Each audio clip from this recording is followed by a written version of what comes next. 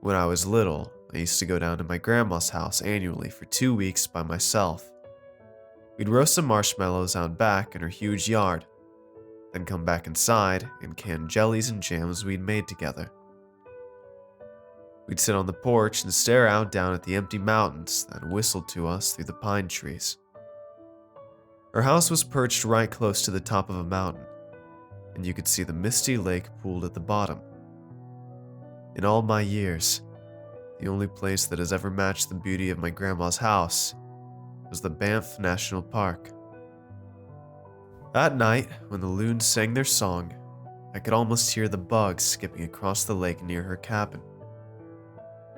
I'd beg my grandma to let me pitch a tent outside, and she would insist that she sleep out there with me and bring her tent out as well. I'd always agree, because truth be told, I was a little scared at first of her backyard. It was grass flat and green, until you got to the edge of the yard where tall trees shot up, taller than anything I'd ever seen before. They were planted almost 100 years ago by Boy Scouts. During the day, I'd run down the stairs, if I wasn't sleeping in a tent that night, and the same would have fresh hot cakes and berries waiting for me. We'd take them outside and eat on the porch, and I'd tell her about all the places I'd been to. The crackling of the not-quite-dead fire pit would lull us as we rocked in the chairs, staring out at the vast expanse of land before us. The sky was a mixed palette of blues and faint greens, and the mountain lines stretched for miles. I could see the tree that I'd jumped from into the lake. My grandma would hum softly. It was a game we played, her and I had to guess the tune. Was it going to be Junebug or Sweet Caroline? I always won. I think she let me.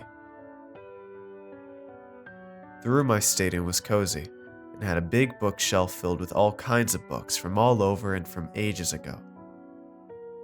I never touched any when I was really young. I was too little to read, and besides, I never really noticed them. The books were too high up anyways. That changed when I got old enough to read. I crawled up to the middle shelf and pulled out the book I thought looked interesting. It was some kind of survival book. I blew on it because I saw people do that with old books and movies.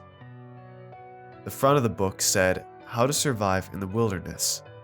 Surviving like the Indians. Big books for little boys." There was a drawing of an eagle with 2 red lines drawn under each eye.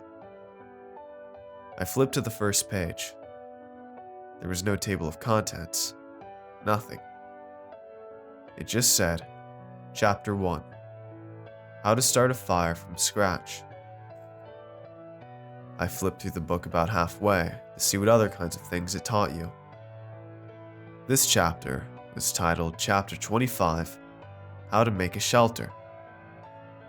It featured a picture of a young Native American boy standing, proudly grinning, in front of a teepee. Cool, I breathed. I ran down the stairs, book in hand, excited to live out in the great wilderness, albeit for only a few hours.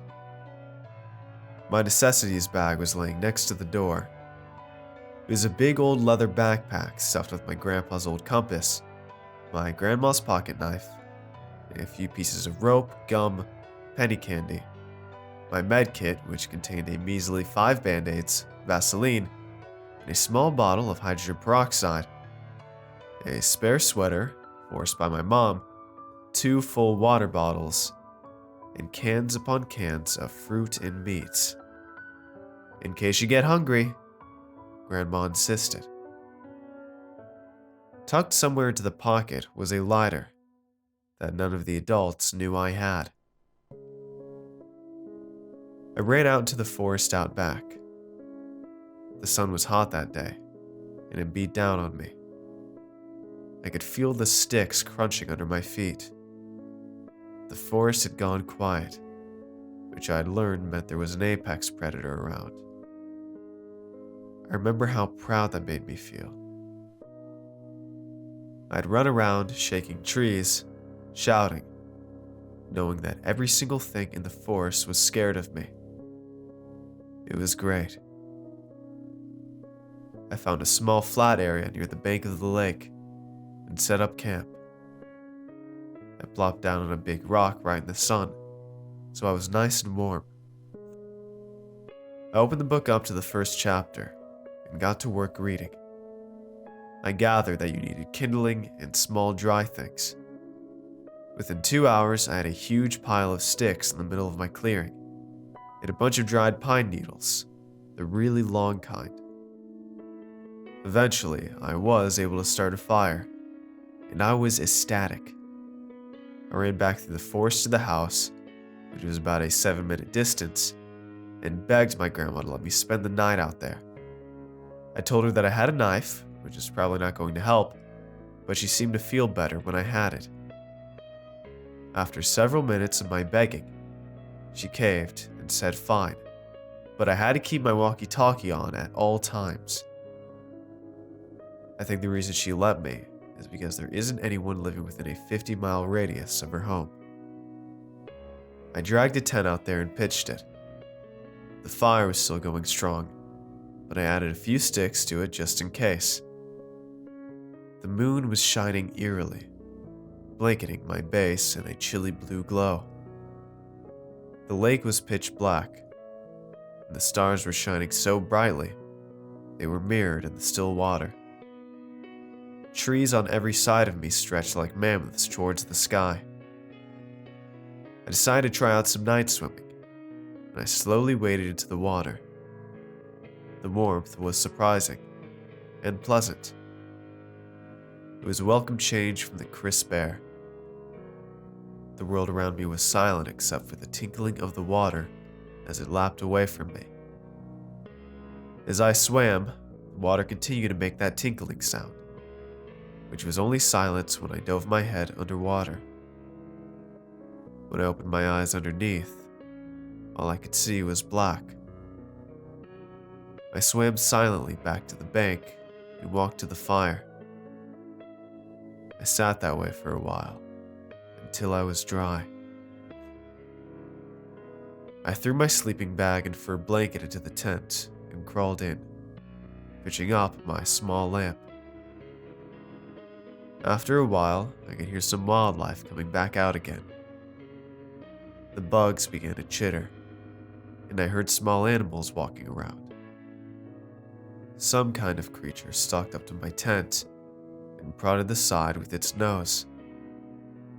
I heard it chuff and turned to go back the way it came. I was trembling and quickly reached a hand up to shut off my lamp, afraid of attracting new friends. I heard a couple things moving and digging around the tent, but after a while I got used to the sounds of the curious animals and fell asleep. The next morning, I could see the sun streaming in through the thin cloth walls, and I unzipped the tent to crawl out. Immediately, my head bumped into something. Right in front of the entrance to the tent, there was a maybe 3-foot-tall branch sticking out of the ground. On the parts that were sticking out of the main branch, there were several objects hanging from what looked like a brown thread. Upon closer inspection, I realized the thread was actually coarse brown human hair, and the dangling objects were small bird skulls and rocks. My breath hitched, and I immediately pushed myself into the tent and zipped it up. I fumbled through my bag to find my pocket knife, when I noticed something was off. My sweater was missing. Someone had been in my tent. I heard rustling outside, and I froze. Pocket knife held haphazardly in front of me. I counted to 3 and ripped open the tent door. The branch was gone. Whatever put that there was still in the area, and it could see me. I gathered my courage and stepped out of the tent. Almost immediately, An incredibly strong gust of wind almost knocked me over. Before I could recoup myself, I heard a blood-curdling scream, and my guts twisted as something with greasy, stringy, long black hair and no clothing rushed by me, inches away from my face. It had the basic body shape of a human woman, and yet all similarities stopped there. It had no mouth, toes, fingers, and the torso. Oh God, the torso. It was thin and emaciated, and it had so many ribs, too many ribs. It rushed from the woods, on my left side, across my base, and straight in front of me, into the woods on my right side. I didn't know where to go, what to do, and that god-awful screech was still ringing in my ears. It left a putrid odor that smelled of boiled cabbage and urine, with a sickly sweet scent on top, as if it was trying to mask its true stench. I staggered backwards. The tent was sitting there, and I had the urge to shut myself up in it and never come out again. But instead, I reached in and grabbed my bag. I tried my walkie-talkie, and I whispered, "Gramps, are you there?" Hoarsely. There was only static. It had done something to my only source of contact with my grandma. I knew that no matter which direction through the forest I tried to take, no matter how quickly I ran, it would be there. So, I took the only way out that I knew would keep me away from it. I walked to the bank and began wading in. The warm water welcomed me back, tugging on my legs, pulling me in. I graciously accepted, all too aware of what was waiting for me back at the tent, what was waving to me rapidly. They found me floating towards the edge of the lake, almost a mile out from my original point. They said I was freezing. It was a wonder I didn't have hypothermia. The lake kept me alive, but I didn't tell anyone. I knew from that night on, I was never the apex predator. For years, I worked as hard as I could and made a life for myself.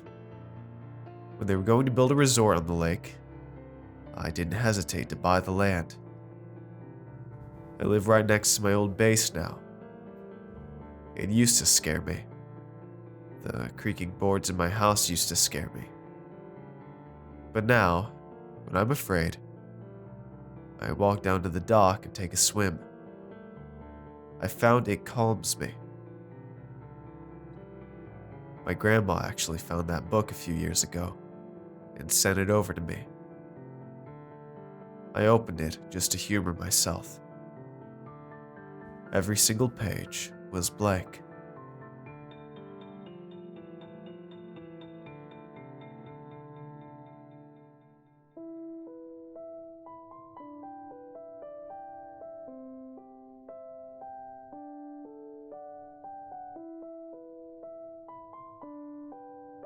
Hey everyone, I hope you enjoyed today's video. If you want to see more, let me know in the comments below, and tell me what you thought of this narration.